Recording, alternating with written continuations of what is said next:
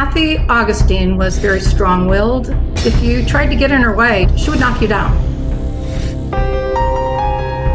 What happened on that day with Kathy Augustine? She slips into a coma, and 3 days later, she's died. Her death became more and more mysterious.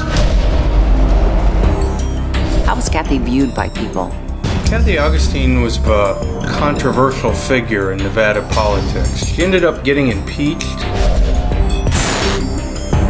Could this be a political hit? Could this be she angered someone and they exacted retribution? The whole story is quite a mystery. You have a woman with a political career who's made a lot of enemies, a nurse who's talked about different ways to kill someone in an undetectable way. It's like a true crime novel that is real.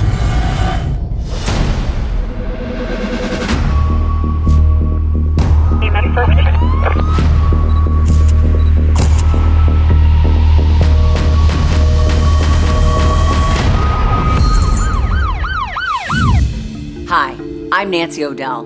Today's crime expose takes us to Las Vegas, Nevada, otherwise known as Sin City. A wife was found dead by her husband. Initially, everyone thought she was the victim of a heart attack, but friends and family tipped off police that the death may have been much more sinister. A nosy coworker in the FBI lab exposed a killer who nearly got away with murder. Nevada, the last American frontier, a freewheeling state of mind driven by backroom deals and old-school politics. Las Vegas is kind of the wild, wild west when it comes to politics. It's pretty cutthroat, and some people say it's a blood sport. It's not for the faint of heart. The good old boys are still here in town. There's a lot of deals that are taken care of with supposedly handshakes. It's made it extremely difficult, I think, for women to enter that type of arena. Kathy Augustine had kicked down the doors and made a name for herself in the political arena. She served in the coveted state senate and state assembly. Kathy Augustine was one of the most well-known politicians in the state of Nevada, and was also kind of a tumultuous, controversial figure in Nevada politics. She could be abrasive. She could be cutthroat. Kathy Augustine was a very vibrant person. She was very strong-willed. She had good morals. If you tried to get in her way, she would knock you down. Kathy's political ambitions cost her 3 marriages, but when her last husband got sick, she was by his side till his final breath, even though they were no longer a couple. Kathy was very devastated and went to the hospital every day to be by Charles's bedside. He was in there for a matter of weeks. And she ended up meeting a critical care nurse who was actually taking care of Charles, and his name was Chaz Higgs. And it wasn't very long before something was going on with those two. While Kathy was living in a nice place and a nice neighborhood, Chaz was living in a trailer park. Chaz was like a young, superficial, buff, tanned guy with blonde highlights. Chaz and Kathy were total opposites. He was younger, about 10 years. She was a very professional, middle-aged political woman, 50 years old, accomplished, had her life together. Chaz, on the other hand, had suffered through multiple bankruptcies, and his life was chaotic. But as the saying goes, opposites attract. Well, as everyone was grieving the death of Charles Augustine, Kathy Augustine did something completely shocking. She ended up running off with Chaz Higgs and marrying him in Hawaii. What was your reaction when you learned that she had gotten married to this man 3 weeks after her husband's death? She told me that she got married, and I was dumbfounded. I was like, are you joking? Are you kidding me? I said, you don't really know him. And she said, well, I know him well enough, and we both, have, the same ideas in life. And I was like, Kathy, that relationship is a lot more than that. This was like a bomb going off to her friends, to her family, to her colleagues, people who knew her in politics, people who knew her in her personal life. Her family members were stunned that she would have such a whirlwind, really a deathbed romance. I thought he was very shady. He was the male version of a gold digger. That's how I saw him. I think he saw the fact that her husband had died, and cha-ching, cha-ching, there were dollar signs in his eyes. With a new husband and a ring on her finger, Kathy threw herself into her career harder than ever. Now on her fourth marriage, Kathy had only one true love. She ended up running for a position known as Nevada Controller. That is basically the keeper of the purse strings for the state of Nevada. And it was a high-demand, high-profile job that put a lot of strain on her marriage. And then she got caught up in a big political mess, which was some of her staff members accused her of using state resources on her own political campaign. She ended up getting impeached and went through a very drawn-out, very high-profile impeachment hearing in front of the Nevada legislature. What happened on that day with Kathy Augustine? Chaz Higgs called the 911 and said he had found his wife unresponsive. One thing that everyone noticed was how calm and, his demeanor didn't sound right, even on the 911 call. And she was rushed to the hospital. Chaz made a point of telling everyone she was under extreme amount of stress. When I got the news, I was in total disbelief. Her daughter called me back and said that she was in the hospital and she was not awake, alert, or conscious, and that Chaz was telling everybody that she had a massive heart attack. She slips into a coma, and 3 days later, she's gone. She's died. She didn't have any heart condition at all, and she was only 50 years old. And so her death became more and more mysterious. Friends and family started to become extremely suspicious about the circumstances of Kathy's death. And so they started to wonder what had really happened. What investigators found became one of the most salacious stories in Nevada history. Police investigating the suspicious death of Kathy Augustine looked closer into her May-December marriage to Chaz Higgs. Cops quickly learned that there was friction between the two that continued even after her death. Kathy's family was coming into town, and Chaz was at the house, and they were going to stay there. That's where they always stayed, her parents and her brother and sister-in-law. And they were told, no, you can't stay here. Her family was devastated when they could not step foot in the house. As police investigate deeper and deeper, they discover that the marriage was on the rocks. Chaz had made strange statements that were hostile to Kathy, even mentioned a desire to throw her down a mine shaft. And all of this only made the police focus more and more on Chaz, not as a grieving husband, but as a prime suspect. He had thrown a phone at her, a cell phone, and it hit her in the face, and she had a big black eye. They were definitely on the fast track to divorce. And then Chaz Higgs's behavior was very unsavory. He was on these chat rooms talking to women, trying to set up meetings with one of his coworkers, and he talked very negatively about Kathy, calling her a fat expletive, can't wait to get rid of her. Chaz and a coworker were having a conversation, and Chaz's coworker became so suspicious and was so troubled that she actually reached out to law enforcement and told them about her conversation where Chaz explained to her the perfect way to kill someone.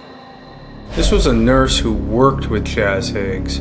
They were talking about a high-profile murder case where a husband had killed his wife, and Chaz Higgs made the comment, wow, he did it all wrong. If you were going to murder your spouse, you'd inject him with a little acetylcholine. And told his coworker that the way to do it would be to administer that to the victim in a way that would end their life and would not leave a trace that could be discovered subsequently during the autopsy. While Kathy's family and friends were spilling everything they knew about Chaz to investigators, an autopsy looked for a cause of death. She had what appeared to be an injection site on her hip, basically on her buttock. And, there was no explanation for it. police turned to the FBI laboratory in Quantico, Virginia, to conduct a toxicology examination on what had been found at autopsy. And the FBI examination revealed traces of succinylcholine, sucks, exactly the same drug that Chaz had said was the perfect way to kill someone. Succinylcholine poisoning is a terrible way to die. You couldn't be more cruel to someone by doing this to him because you're awake the whole time. You're conscious, you know what's going on, but you're slowly suffocating. And so Kathy Augustine knew what was happening to her. And it went on for many minutes. He had unique access to the victim. He had the expertise to administer the drug in question. He had access to the drug in question. For a guy who thought he had the perfect way to kill someone, he managed to light himself up as a logical suspect. As police uncovered more details about Chaz's shady past, he left Nevada as if trying to escape the inevitable. Days later, Chaz tried to take his own life. He also wrote a very long note that basically cast him as a victim, and the timing of it was really weird, and it happened just as the cops were starting to really close in on him. By now, the police knew they had their man, and they had the legal case to take him into custody. And when Chaz was arrested, he played the role of the wrongly accused, grieving husband, professing his love for her. And that was something that the police already had good reason to doubt. The murder of Kathy Augustine had all the trappings of a Wild West romance. Sex, greed, and betrayal, with a high-profile and controversial figure at the center of the mystery. The public ate it up. It was a massive story. It played out in both Reno and Las Vegas at the same time. Chaz Higgs was the critical care nurse for Charles Augustine. Could he have done something to Charles Augustine to hasten his death, then run off with his grieving wife and hit the jackpot? The whole story is quite a mystery. The kind of thing you'd expect to read in a novel or see in a film or a television movie. You know, you have a woman with a political career who's made a lot of enemies, a marriage that's fallen apart, a nurse who's talked about different ways to kill someone in an undetectable way. It's like a true crime novel that is real. The attention was there to begin with, and then when you started learning these sordid details of her personal life and this curious character who was suspected of killing her, I mean, people couldn't get enough of it. Police say Chaz Higgs, the younger, handsome gold digger, was about to answer for his acts of betrayal, but he still had a few tricks up his sleeve. After a long investigation, Chaz Higgs went on trial for the murder of his wife, Kathy Augustine. In spite of the incriminating evidence, he had his supporters. The police were confident they had the right suspect in custody, but not everyone was convinced. There were those who believed that Chaz was innocent. Kathy's daughter, for example, truly believed that Chaz genuinely loved her mother and truly believed that he had no part in her death. So how could his supporters believe that Chaz was innocent after the evidence was presented in court? Kathy Augustine's daughter, Dallas, appeared she was voicing support for Chaz. They actually lived in the same household together. But more of the evidence came out. She turned on Chaz and came to recognize that there was some pretty damning evidence in this case. Police say the evidence against Chaz Higgs exposed him as a greedy and double-dealing husband. But that's not a crime. His attorneys tried hard to cast doubt in the jury's mind and get him acquitted. There were two components to her defense. The first was forensics, that you couldn't really trust this idea that succinylcholine was injected into her. But the secondary defense was Kathy Augustine had a lot of enemies. Could this be a political hit? Could this be she angered someone and they exacted retribution? I mean, that was an undercurrent throughout the whole procedure. The defense tried to persuade the jury that the real murderer was not Chaz, but any one of the political enemies she'd made over the years. She was ruthless, and so there were, in fact, political enemies out there. I was a witness. I stared at him the whole entire time, and he looked down. And I told my version of things that he had done to her that she had told me. When his coworker testified that he had talked about the method of homicide, people were just astonished because it was kind of a Perry Mason moment. Like, wait a second, she just died of this very rare poison, and he talked about that very rare poison and using it as a method of homicide? I mean, it was very damning evidence. Chaz insisted on testifying and blamed his wife's death on her political enemies. But when it came time for his expected cross-examination, he was a no-show. That night, he attempted suicide. Again, this was the moment that everyone agrees had a dramatic impact on the outcome. He did so right when he was supposed to face cross-examination, so it made him look really bad.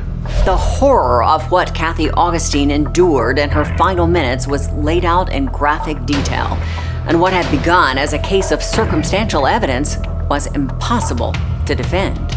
His biggest enemy was himself. He acted suspicious at every turn. He was definitely interested in what he could pry out of it monetarily, but in addition to the monetary aspect, the house, he just made it clear he hated her. I think that motive is as strong as the money motive. Chaz's downfall was his arrogance and overconfidence. Like many a murderer before him, he thought he was smarter than everyone. It didn't occur to him that he'd left a trail of clues for police to follow. He killed to get the money. He killed to get rid of the wife that he was unhappy living with. They saw through him and they convicted him. I was happy that this was all behind all of us now. I think a lot of it was money, but I think on the other hand, he was very vindictive. His mind was just full of evilness. Perhaps the most unbelievable part is if he had kept his mouth shut, he probably would have gotten away with it. And, it was his behavior that drew a lot of attention to this unbelievable scheme. Chaz Higgs was sentenced to life with the possibility of parole after 20 years. Some say it seemed a measure of mercy that he didn't give Kathy Augustine. Kathy Augustine was a fixture of Nevada politics for 2 decades. Her battles were notorious, but don't overshadow the love from her family and supporters. She'll be remembered as a tough competitor long after the memory of her murder. And now it is time for today's Safety Spotlight. While no one can imagine their spouse would resort to murder, be aware that a relationship marred by anger, threats, and infidelity could escalate to violence. Also, stay observant to recognize if you've become vulnerable to financial abuse. To help maximize your monetary safety, consult with a finance protection attorney who can provide you with solutions and guidance. And if you fear for your personal safety or need assistance leaving an abusive relationship, call 911 or the National Domestic Violence Hotline at 1-800-799-SAFE. I'm Nancy O'Dell. For everyone here at Crime Exposé, please join us next time and stay safe.